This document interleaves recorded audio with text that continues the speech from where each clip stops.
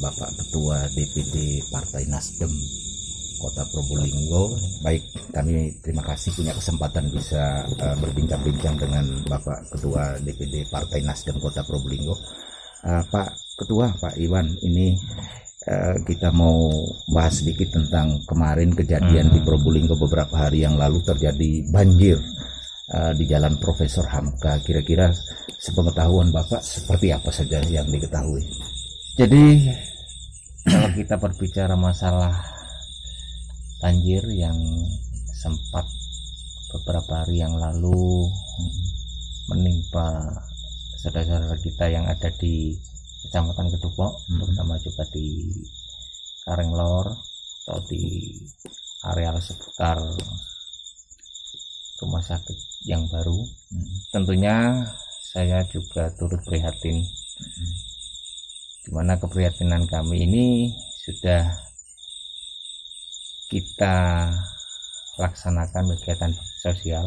Kita mengatasnamakan Partai Nasdem, ya, kita dengan pengurus kita lakukan baksos di sekitar area bencana.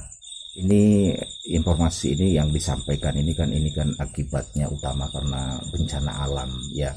Sepengetahuan Bapak ketika turun di lapangan itu atau informasi di lapangan seperti apa ini, Pak? Jadi begini, Mas Luis, kalau kita melihat bahwa namanya banjir ataupun bencana alam yang sempat disampaikan oleh pemerintah bahwa kejadian tersebut bencana alam, menurut saya memang betul kalau itu bencana alam, tetapi kita harus lihat lagi definisi bencana alam ini seperti apa. Misalnya juga bencana alam ini sesuatu yang diakibatkan oleh alam, bisa berupa tsunami, badai, banjir, maupun angin puting beliung dan sebagainya yang menyebabkan ataupun mengakibatkan kerugian kepada masyarakat ataupun pada manusia. Tapi kita juga harus bisa memilah ataupun mendefinisikan bahwa bencana ini bisa karena alam maupun karena penyebab lain, itu kelalaian manusia. Kalau kita melihat bahwa artinya bencana alam, tanah longsor seperti ada di lereng gunung. Kenapa bisa longsor? Karena banyak pohon yang ditembangi, kan seperti itu. Kejadian yang sempat melanda di Kecamatan Kedupok kemarin dengan melimpahnya air dari Sungai Legundi, ya. Menurut pengamatan saya memang ada faktor penyebabnya. Ada faktor, ya. Saya melihat langsung ada faktor penyebab. Karena untuk aliran Sungai Legundi tersebut ini, kalau berbicara masalah banjir maupun hujan, ya hampir tiap tahun. Memang pernah ketika ada erupsi Bromo sempat terjadi banjir bandang yang besar. Ini sudah diketahui memang waktu erupsi Bromo ini disertai dengan hujan yang di atas membawa lumpur dan sebagainya. Kejadian yang kemarin ini sebetulnya kalau melihat bahwa ini curah hujan tinggi, toh sebelum-sebelumnya juga curah hujan tinggi juga, tetapi belum pernah sedahsyat ini banjirnya. Nah, saya melihat bahwa di sana persis ada di lingkungan pekerjaan rumah sakit umum yang baru, proyek rumah sakit, ya. Proyek rumah sakit. Di sini ada penyebabnya. Penyebabnya apa itu, Pak? Nah, penyebabnya ini dari adanya jembatan darurat yang menurut saya salah konstruksi, di mana itu tidak mempertimbangkan faktor-faktor alam. Dan nampak di sana bahwa jembatan darurat yang dipergunakan oleh kontraktor, dalam tanda kutip kontraktor proyek rumah sakit ini, untuk keluar masuk kendaraan material ataupun keluar masuk kendaraan pekerja dan sebagainya. Nah, di sini saya melihat juga konstruksi yang dipakai ataupun yang digunakan untuk jembatan darurat, ya, tidak memperhatikan faktor alam di sekitarnya, terutama arus Sungai Legundi. Mungkin Mas Luis juga lihat, kita bahasa kasar, bahasa umum, dengan menggunakan tempolong. Nah, entah itu nanti istilahnya bahasa Inggrisnya apa, yang jelas kita melihat di situ ada tempolong yang ini ada di dasar sungai ya. Betul. Jadi ini ada 3 baris tempolong yang ditempatkan di dasar sungai. Setelah itu diuruk. Oh, jadi di saluran sungai itu dikasih tanah gitu. Dikasih tanah diuruk untuk mempermudah keluar masuknya kendaraan.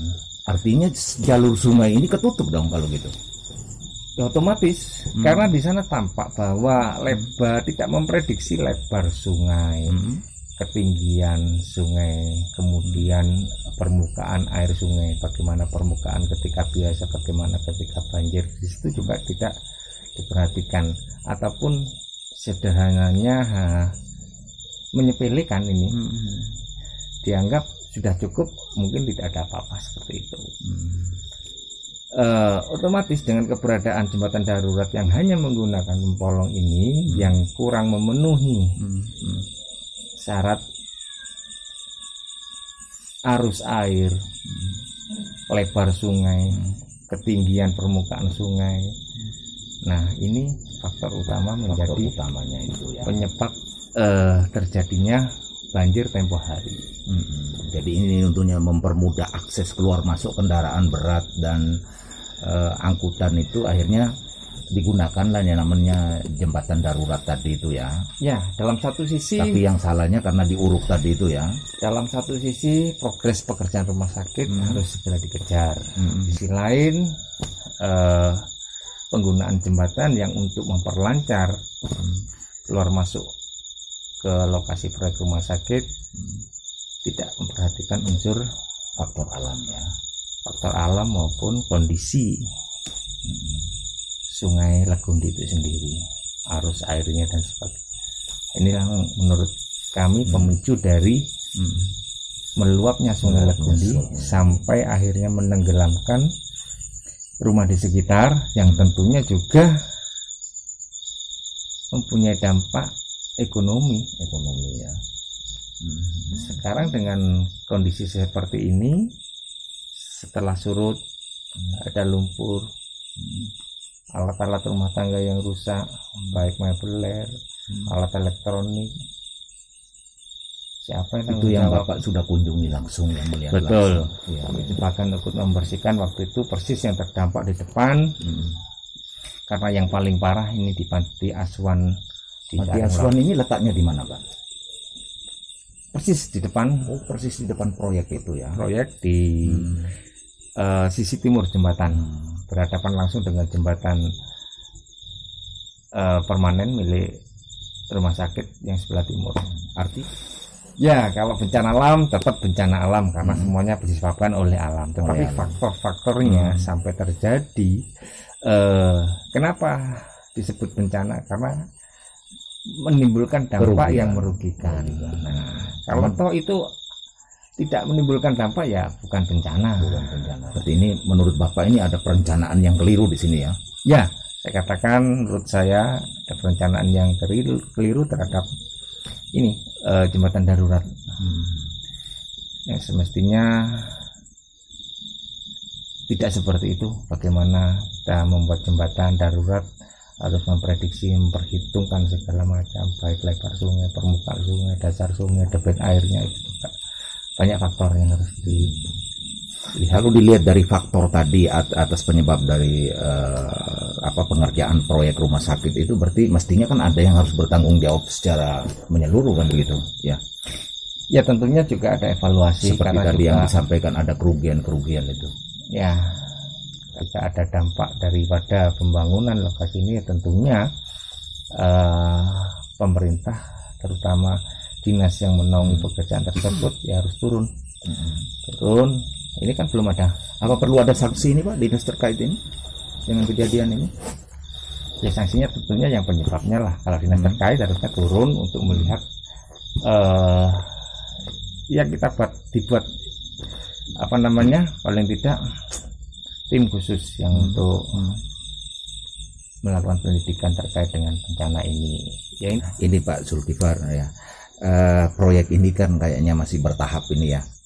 Masih bertahap, berarti kan pekerjaannya masih akan berlangsung lagi. Kira-kira harapannya ke depan untuk pengerjaan selanjutnya, apa masih diperbolehkan untuk membuat hal yang sama? Ya, harapan saya terutama untuk pelaksanaan pekerjaan tentunya juga dinas yang terkait, entah itu dinas PU, dinas pengairan ataupun yang membidangi, untuk bisa merekonstruksi ulang terkait dengan jembatan darurat itu. Bapak yang kemarin dipakai itu gorong-gorong itu enggak ya. Ya kita tolong aja, kita inginkan kita angkat. Kalau bisa secepatnya ya dari pihak kontraktor ataupun dari mana untuk bisa mengantisipasi ini terjadi lagi. Dan juga untuk memperlancar pekerjaan rumah sakit. Otomatis sekarang dengan adanya banjir ini, pekerjaan rumah sakit tentunya progresnya juga tertinggal lagi ini. Ini yang rugi juga pemerintah kota dan masyarakat ketika pekerjaan yang seharusnya progresnya bisa tercapai karena jembatan darurat ini terkikis ataupun kena banjir, tidak bisa dilintasi oleh kendaraan material, tentunya sangat merugikan. Harapannya juga dibuatlah jembatan darurat yang memang dapat mengantisipasi. Iya, betul-betul yang semi permanen, tetapi tetap memperhatikan konstruksi maupun lingkungan di situ. Ya. Baik, terima kasih Mas Iwan, sama-sama, Ketua DPD Partai Nasdem Kota Probolinggo ya. Nah itu teman, bincang-bincang kami dengan Ketua DPD Partai Nasdem ya, mantan wakil ketua ya, wakil ketua DPRD ya. Jadi kami mengomentari sedikit tentang kejadian yang kemarin tentang banjir di Jalan Profesor Hamka Probolinggo ya. Itu yang dapat kami sampaikan dari Probolinggo.